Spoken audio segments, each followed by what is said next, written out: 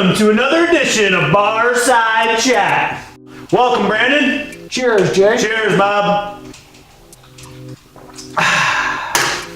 This is the Genius 940, and we're going to have 130 mil of travel front and rear, making this long travel. Most of our normal 29ers or shorter travel 29ers will only have 100 millimeters or about 4 inches of travel. But the new platform is going to actually have some oversized pivot bearings, which is going to provide a laterally stiff rear end, which is going to be great for cornering, great for descending, rock gardens. This bike's not going to be all flexing around on you. It's going to be pointing in a straight line exactly where you want to take it. We've got a nice hydroform tube. We've got the bins in the top tube and the down tube. This is going to increase stiffness, but it's also going to reduce weight.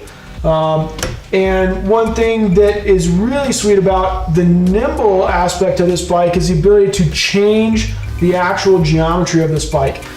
And we can actually take the head tube angle and the seat tube angle and change them.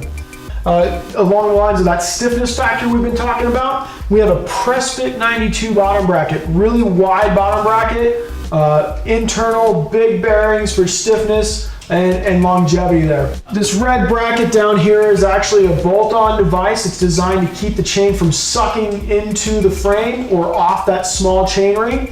And it's going to protect your frame from any chain drops. This is also adaptable. You can actually throw the ISCG chain guides on here by using an adapter.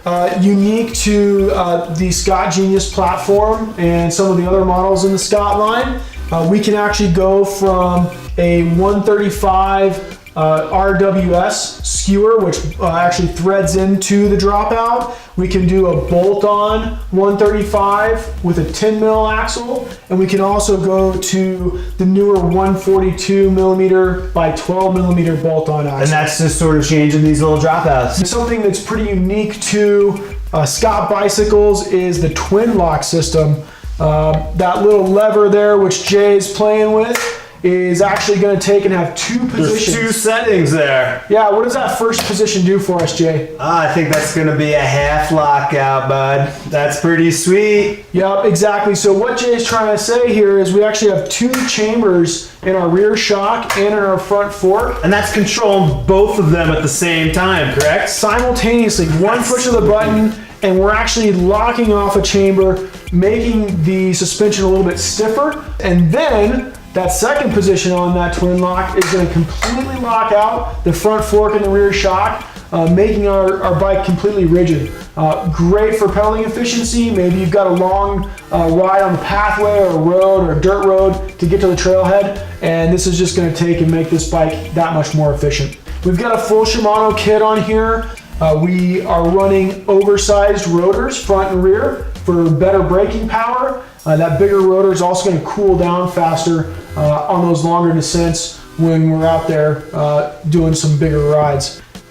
Something to keep in mind, dropper posts are becoming very popular on our bikes these days, especially on the trail side of things. We actually have a seat post dropper cable guide here, so you don't have to worry about zip tying any cables and things like that. It's first I noticed that. That's nice little, and it's hidden, it's clean. I definitely noticed those seat posts really get popular this year. It's nice to see that. Most definitely. In addition to that tapered head tube on the fork and the frame, we go to that 15 mil through bolt quick release axle. Exactly. So that's a threaded axle, which is going to help stiffen the bike up in the front and allow us, again, to track where we want to go rather than being deflected by rocks and roots and other obstacles on the trail. So all in all, I would say this is just a really good tracking bike with great pedaling efficiency. All in all, just a good, comfortable ride. Thanks for joining us, folks. Cheers. Till next time.